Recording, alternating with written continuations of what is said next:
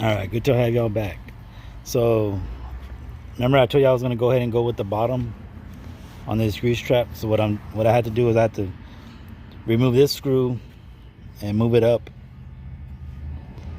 because I'm gonna go ahead and make it about 2.5 inches thick for the bottom of the grease trap. The concrete is gonna be 2.5 inches thick, so I'm gonna go ahead and take off 2.5 inches. I'm gonna cut with a skill saw. So I marked this first line, I'll cut that, then I'll mark the sides, cut it, and then keep going until I'm done. And I just have to keep moving these bottom screws up.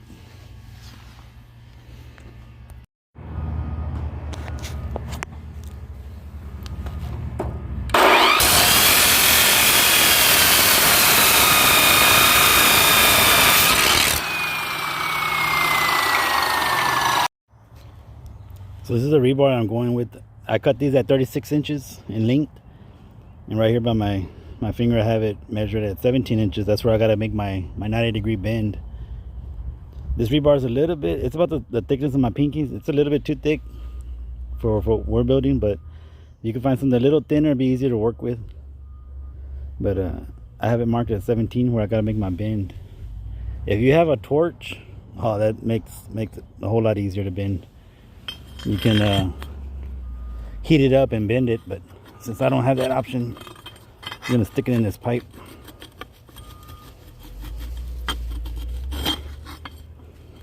At my 17-inch marking here.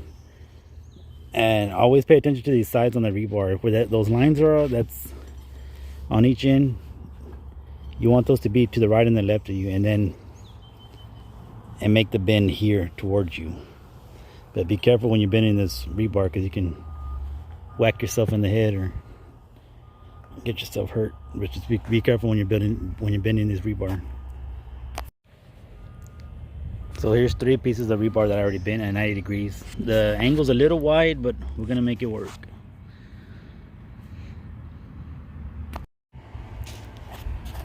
So when you're gonna tie up your rebar, that's gonna go along the bottom, the sides to the bottom, and then back up the other side.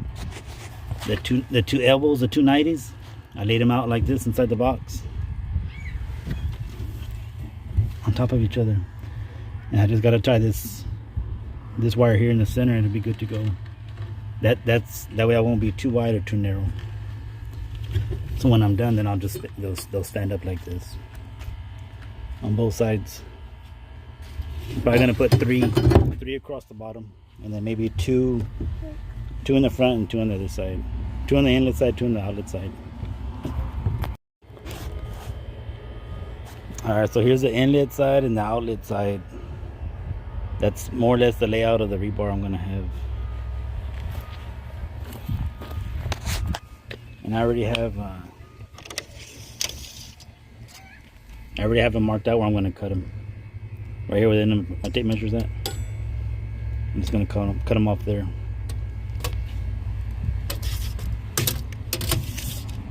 That way my cross rebar will tie in somewhere about right in here, like this. Alright, I'm gonna work on cutting those right now. Alright, so I pretty much got all my rebar in already. At this stage, we're pretty much ready to pour. Right before I pour the concrete, I'll get some fine measurements and make sure that center box is centered in this form. So as far as the rebar, I got 3 going across on the belly on the bottom. Once I start putting about 5 or 6 inches of concrete all on the bottom and up the sides, then I can get in here and grab my rebar and straighten everything up. That way everything's nice and straight. As I pour the concrete, then I'll work my way up, and then I'll pull it above from the bottom of the form, pull it up a little bit. That way it's not resting on the bottom of the form. And for the ends, I got the ends. I ended up with three angles for the inlet side and the outlet side.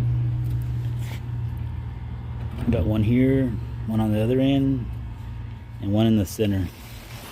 Like I said, once I start pouring the concrete, then I can get in there and raise these up. And as far as the top, I'm going to put one across the top. Once I get to the top of the concrete, I'll just put this piece, I'll wiggle it in here and set it right here on above the outlet side. And I'll do the same for the inlet side.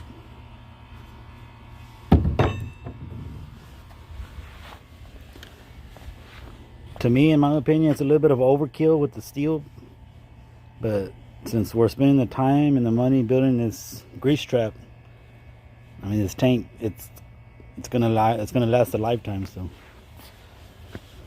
I guess better safe than sorry. But like I said, you can go with thinner rebar. It doesn't have to be this. It doesn't have to be that thick. But I had some of this rebar laying around, so I'm gonna utilize it. And then I left these pipes in the form.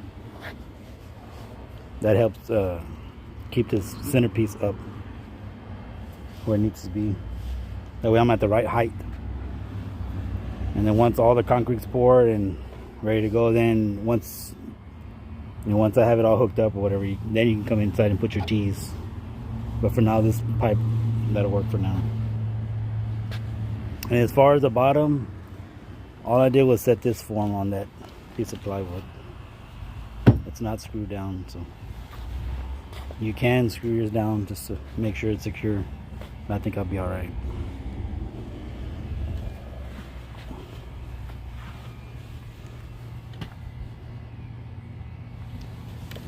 Another thing I think I'm going to do is I'm going to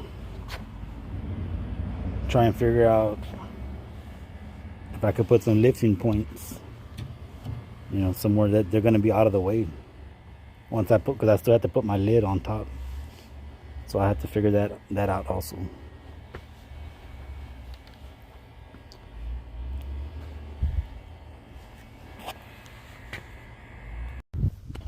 All right, so I got this 80-pound bags of cement.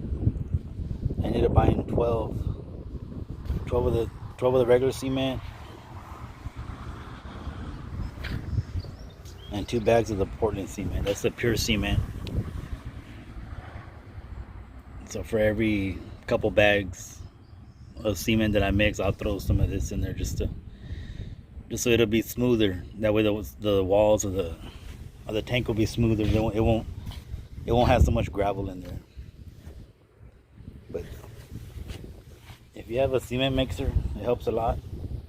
But I'm just gonna do maybe 2 or 3 bags at a time in this wheelbarrow, and then I'll get a 2-gallon bucket or 5-gallon bucket, scoop it out and just pour it in there.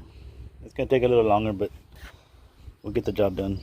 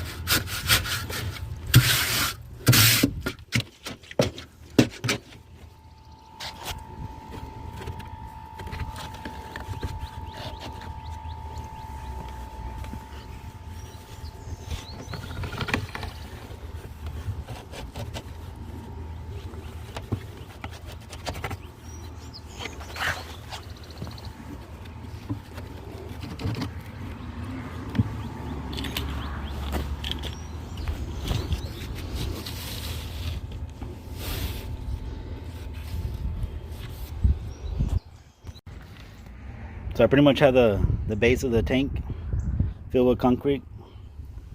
Right now I have 2 bags of the 80-pound mix. It's a good quality cement because it has the smaller rocks in it. Anything bigger than that, it's gonna show. It's gonna make it harder to work with also. So now that I have 2 bags of concrete in here, I'll mix that up, and then I'll start using that pure cement, at least for the walls. That way it'd be easier to work with.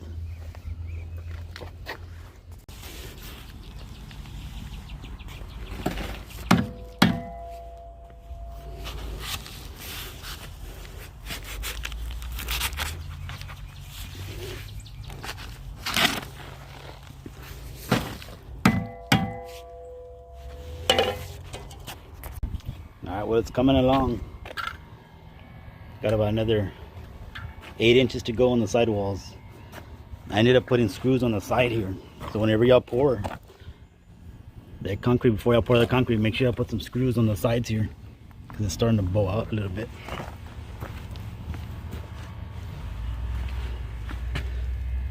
I think I'll be alright though. Alright, it's pretty much to the top there. Got 3 bags left. A little bit of that pure cement left. Stick our rebar in there.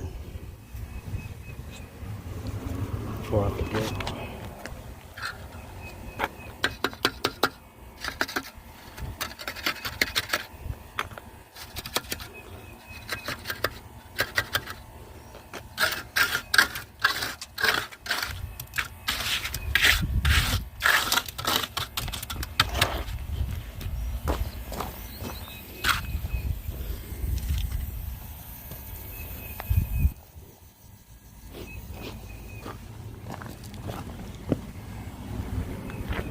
Oh, we saved the sides, the side of the forms from busting open.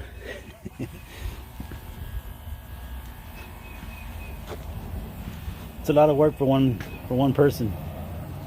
It's definitely a 2-person, 3-person job.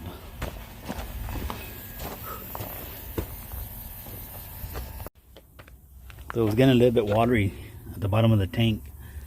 So I got some of that pure cement, that powder, and I threw it in there. I threw a little bit in there, that way I can smooth it out. It won't be so watery.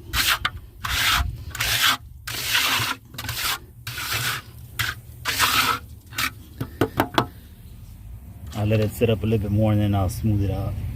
It doesn't have to be perfect because this tank's gonna be buried in the ground.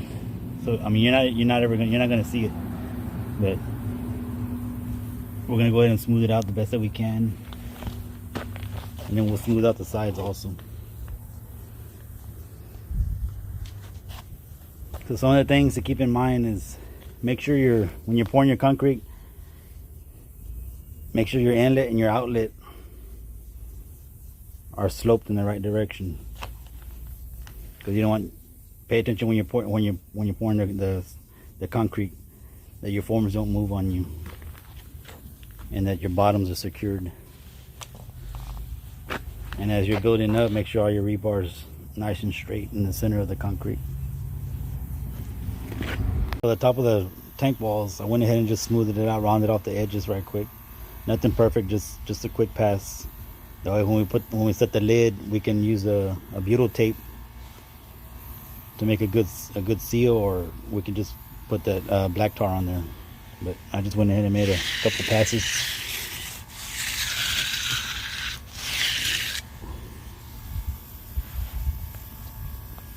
That would have a flat surface when we set our lid.